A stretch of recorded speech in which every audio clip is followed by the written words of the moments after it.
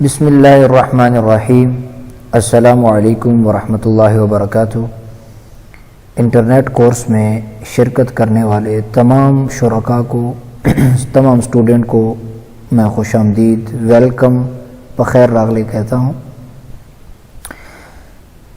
Internet course کا سب سے پہلا سبق آج ہمارا انشاءاللہ شروع ہوگا اور چلے گا۔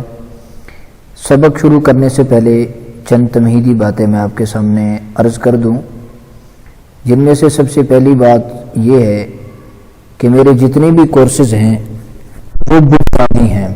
وہ احباب جو جدید چیزوں کا شوق رکھتے ہیں لیکن اپنی مصروفیت یا زیادہ فیسوں کی وجہ سے وہ ان چیزوں کو حاصل نہیں کر پاتے اور ان کے اندر اس چیز کا جو جذبہ ہے اور لگن ہے وہ وہیں دب کر رہ جاتی ہے، تو ان کے لیے یہ کورسز شروع کیے ہیں کہ بنیادی لیول سے یہ چیزیں سیکھی جائیں اور آہستہ آہستہ انشاءاللہ اس جگہ پہ آپ پہنچ جائیں گے کہ جہاں آپ پہنچنا چاہتے ہیں۔ تو یہ انٹرنیٹ کورس بھی انہی کورسز کی ایک کڑی ہے کہ اس میں انشاءاللہ آپ کے سامنے بنیادی انٹرنیٹ کی جو چیزیں ہیں وہ آ جائیں گی۔ بہت ہیوی چیزیں اگر ابھی سے بتا دی جاتی تو شاید آپ اسے سمجھ نہ پاتے، تو اس لیے کوشش ہوگی کہ میں نے اپنے لحاظ سے اور اپنے انداز سے جن کو بنیادی سمجھا ہے وہ اس کی تعریف اور ان کا سیکھنا انشاءاللہ اس کورس میں آپ کو سکھاؤں گا۔ اگرچہ جو میرے لحاظ سے بنیادی ہیں وہ بہت سے پڑھے لکھے حضرات کے لیے بھی بنیادی نہیں ہے بلکہ اہم چیزیں ہیں، کیونکہ پہلے بھی یہ کورس چند جگہوں پہ کرایا ہے میں نے، تو اس میں یہ چیز سامنے آئی ہے کہ نہیں، یہ صرف بنیادی کورس نہیں کہلاتا بلکہ اس میں بہت ساری چیزیں انٹرسٹنگ اور فائدے کی اور بڑے دلچسپ ایسی چیزیں ہیں کہ جن کو سیکھنے سے آپ کو بہت فائدہ ہوگا اور آپ اس میں مزہ محسوس کریں گے۔ تو سب سے پہلے انٹرنیٹ کورس کا آج کا سبق سٹارٹ کرنے سے پہلے میں آپ کو انٹرنیٹ کا مقصد بتا دیتا ہوں کہ انٹرنیٹ کہتے کسے ہیں، انٹرنیٹ کا مقصد کیا ہے۔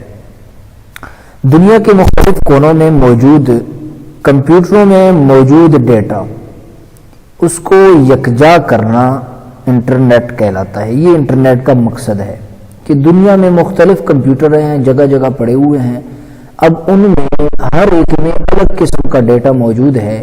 اب ہم ان تمام ڈیٹے کو جمع کرنا چاہ رہے ہیں تاکہ دنیا کے ہر فرد کی رسائی ان معلومات تک ہو جائے۔ یہ جو ہے انٹرنیٹ کا مقصد ہے، یعنی آپ کے پاس ہر فرد کے پاس جو ڈیٹا موجود ہے اس سے ہر فرد جو ہے فائدہ اٹھا سکے۔ یہ انٹرنیٹ کا ایک بنیادی مقصد ہے۔ انٹرنیٹ مختلف نیٹ ورک کے مجموعے کو بھی کہتے ہیں۔ مثلا میزان بینک ایک نیٹ ورک ہے، اس کے کئی برانچ مختلف شہروں میں ہیں، اسے بھی انٹرنیٹ ورک کہتے ہیں۔ اگر 3 یا 4 بینک مل کر ایک نیٹ ورک بنائیں تو پھر یہ بھی انٹرنیٹ بن جاتا ہے۔ یہ انٹرنیٹ کا مقصد میں نے جو ہے آپ کے سامنے عرض کر دیا ہے۔ اب اس کے بعد میں آپ کے سامنے انٹرنیٹ کی تاریخ رکھوں گا کہ یہ انٹرنیٹ شروع کہاں سے ہوا ہے اور آج 2020 میں تک یہ پہنچا ہے تو کن کن مراحل سے اور کس سال میں کیا ہوتا ہوا یہ یہاں تک پہنچا ہے۔ آج کے سبق میں انشاءاللہ ہم صرف اس کی تاریخ پہ بات کریں گے اور اگلے اسباق میں انشاءاللہ اس کا جو ہے تفصیلی خاکہ آپ کے سامنے آئے گا۔ آج کے اس ٹیکنالوجی کے دور میں انٹرنیٹ کی خدمات کو جھٹلایا نہیں جا سکتا۔ اس کی وجہ سے پوری دنیا ایک گلوبل ولیج بن چکی ہے۔ اب کوئی بھی معلومات کسی بھی انسان کی دسترس سے دور نہیں ہے۔ ہم اپنے پیاروں سے بات کرتے ہیں، تحریری پیغام بھیجتے ہیں، ویڈیو کال کرتے ہیں، تصاویر ارسال کرتے ہیں، خبریں پڑھتے اور دیکھتے ہیں، بہت سی کتابیں، ویڈیوز ڈاؤن لوڈ کرتے ہیں، ریڈیو سننے اور آن لائن گیم کھیلتے ہیں۔ اس کے علاوہ بہت ساری چیزیں ہم جو ہیں حاصل کرتے ہیں جو ہمارے صرف ایک انگوٹھے کی مدد سے ہم ٹچ کرتے ہیں اور وہ چیزیں ہمارے سامنے کھل جاتی ہیں۔ اس کا واحد بہترین ذریعہ انٹرنیٹ ہے، لیکن اب سوال یہ ہے کہ یہ انٹرنیٹ آیا کہاں سے ہے، کس نے بنایا ہے اسے، یہ ایک دلچسپ سوال ہے۔ دراصل یہ کئی ذہین انسانوں کی محنت اور کاوشوں کا نتیجہ ہے، جنہوں نے ایک چیز کا عزم کیا کہ اس طرح کی چیز بنانی ہے، اس طرح کی چیز ہونی چاہیے، تو ان کی یہ محنت رنگ لائی اور بالآخر وہ یہ چیز بنا گئے۔ ظاہر ہے کہ جس چیز کی انسان کے اندر محنت ہو اور اس کے اندر اس چیز کی لگن ہو اور عزم ہو تو کوئی چیز دنیا میں ناممکن نہیں رہتی، بالآخر وہ آدمی اس کو پا لیتا ہے ایک وقت آنے پہ۔ تو انٹرنیٹ کی تاریخ کوئی زیادہ پرانی نہیں ہے۔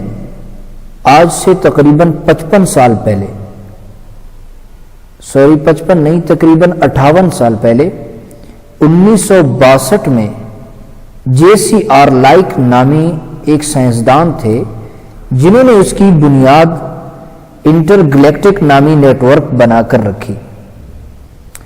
دراصل یہ ایک ایجنسی سے تعلق رکھتے تھے، یہ سائنسدان JCR لائک ایک ایجنسی سے تعلق رکھتے تھے جس کا نام DARPA یعنی ڈیفینس ایڈوانس ریسرچ پروجیکٹ تھا، جس کا اولین مقصد دنیا بھر کے لوگوں کو کمپیوٹر استعمال کرتے ہوئے ہر طرح کی معلومات تک رسائی دینا ممکن بنانا تھا۔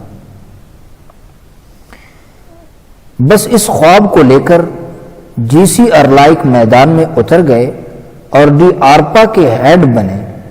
ان کے دو بیٹے وینٹ کرف اور بوب کھین، جنہوں نے 1974 میں انٹر گلیکٹک نیٹ ورک کا نام انٹرنیٹ رکھ دیا اور JCR لائک کے مشن کو یعنی اپنے باپ کے مشن کو آگے بڑھاتے ہوئے TCP ٹرانسمیشن کنٹرول پروٹوکول کا نظام متعارف کروایا۔ اس کے بعد 1976 میں ڈاکٹر رابرٹ کلف نے ایک تار ایجاد کیا جسے ایتھر نیٹ کو ایکسیل کیبل کہتے ہیں۔ اس کے ذریعے ایک کمپیوٹر سے دوسرے کمپیوٹر میں ڈیٹا ٹرانسفر کیا جا سکتا تھا، جیسے کوئی فائل اور لکھائی یعنی ٹیکسٹ وغیرہ، مگر یہ محدود جگہ میں کام کر سکتا تھا، صرف دفتر، اسکول یا کسی عمارت کے اندر۔ پھر 1983 میں وینٹ کرف اور بوب کھین نے، جو کہ JCR لائک نامی سائنسدان جنہوں نے اس کی ابتدا کی تھی انٹرنیٹ کی، اس کے بیٹے تھے، DARPA کا نام انہوں نے تبدیل کر کے ARPA نیٹ رکھ دیا اور ساتھ یہ شرط رکھ دی کہ جسے بھی انٹرنیٹ درکار ہو اسے TCP لینا ہوگا۔ یہ ابھی شروعات تھی۔ اب اس میں درمیان میں یہ بات بتاتا چلوں کہ شاید اس میں بہت سارے الفاظ آپ کو سمجھ نہ آئیں جو میں بول رہا ہوں، لیکن پریشان نہیں ہونا، یہ صرف میں چونکہ خاکہ آپ کے سامنے رکھ رہا ہوں کئی سالوں کا، 62 سے لے کر 2020 تک، تو اس کی میں زیادہ وضاحت ابھی نہیں کر رہا۔ اس کی وضاحت انشاءاللہ ہر چیز کی آپ کے سامنے آگے آئے گی، تو صرف جو ابھی ابتدا ہے آپ صرف وہ سن لیں، اس میں جو کام کی باتیں ہیں کوئی زیادہ اہم نہیں ہے، بس ایک تاریخ ہے آپ کے ذہن میں ہونی چاہیے۔ تو ابھی انٹرنیٹ کی یہ شروعات تھی 1983 میں، مزید ترقی 1984 میں ہوئی جب ڈاکٹر جوہن پوسٹل نے ویب کی بنیاد رکھی۔ اس طرح مختلف اداروں کے لیے الگ الگ طریقوں سے سرچ کیا جا سکتا تھا، جیسے آج ہم کی کوئی بھی ویب سائٹ لکھتے ہیں تو اس کے آخر میں gov, edu, org اور .com وغیرہ کے الفاظ کا اضافہ کرتے ہیں۔ ابھی انٹرنیٹ کا سفر بمشکل شروع ہی ہوا تھا کہ 1989 میں ایک بار پھر JCR لائک کے دونوں بیٹے وینٹ کرف اور بوب کھین نے ایک اہم قدم اٹھایا اور ایک کمپنی ISP کی بنیاد رکھی، یعنی انٹرنیٹ سروس پرووائڈر۔ اس کے دو فائدے ہوئے، ایک تو ان کے والد کا خواب پورا ہوا، یعنی JCR لائک نامی سائنسدان جو تھے جنہوں نے اس کو شروع کیا تھا، اس کا خواب پورا ہوا۔